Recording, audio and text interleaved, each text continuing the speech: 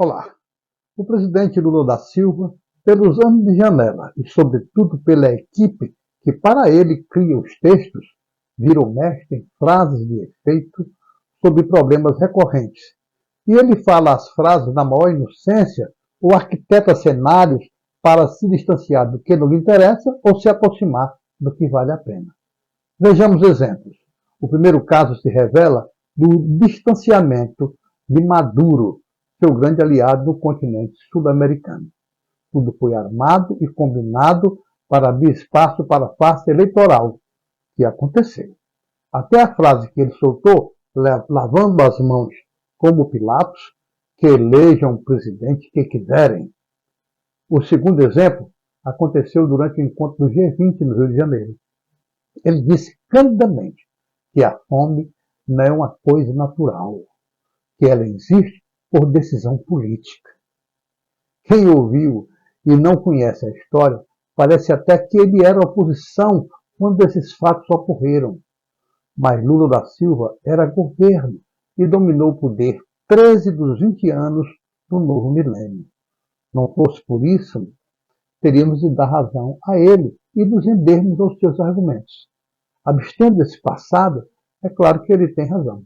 De fato, são decisões políticas que engendram as condições para que parte da população sofra de insegurança alimentar, como aborda o Estadão em seu editorial.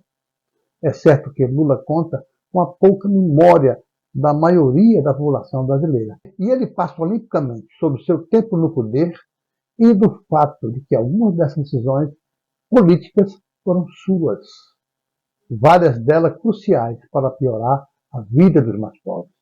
Lula e Dilma Rousseff, em seus mandatos passados, deixaram deliberadamente de fazer reformas que poderiam modernizar o Estado brasileiro, dinamizar o setor produtivo e estimular o crescimento sustentável da economia, condições sem a qual milhões de brasileiros ficarão permanentemente à mercê da pobreza extrema, como aborda, digo de novo, o Estadão.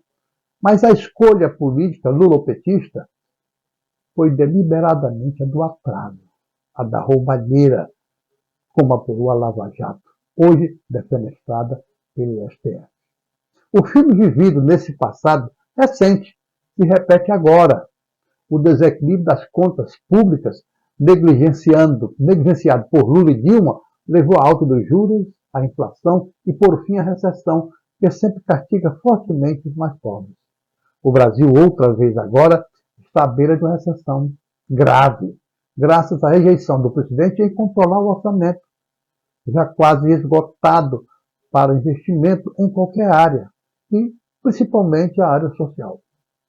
Outra vez, o comunopetista Lula da Silva reassume o seu tom messiânico para anunciar o pré-lançamento do programa Aliança Global contra a Fome e a Pobreza, que promete tirar o Brasil do mapa da fome até o fim do seu mandato.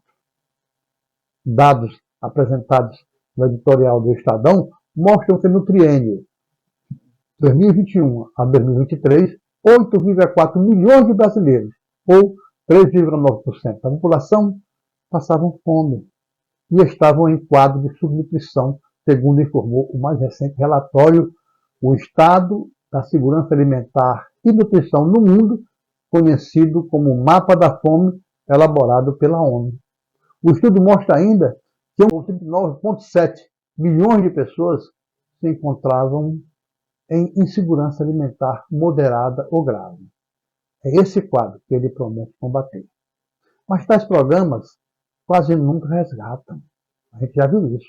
Ao contrário, quase sempre abrem uma estrada que vicia e criam uma pequena dependência. Aliás, uma pequena não, uma perpétua dependência. Basta tomar o resultado do Bolsa Família, nascido com o mesmo propósito. Hoje, os dados mostram que 21 milhões de inscritos como há no Bolsa Família, e o benefício saltando de 200 para 700 reais. No entanto, os pratos continuam vazios na mesa. É o foco que está errado. O caso é que, às vezes, a dependência é o objetivo.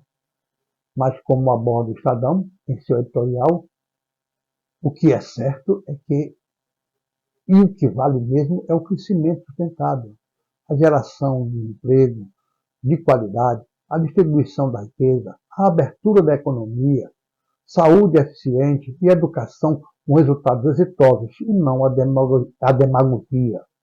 É o que livrará os brasileiros da fome.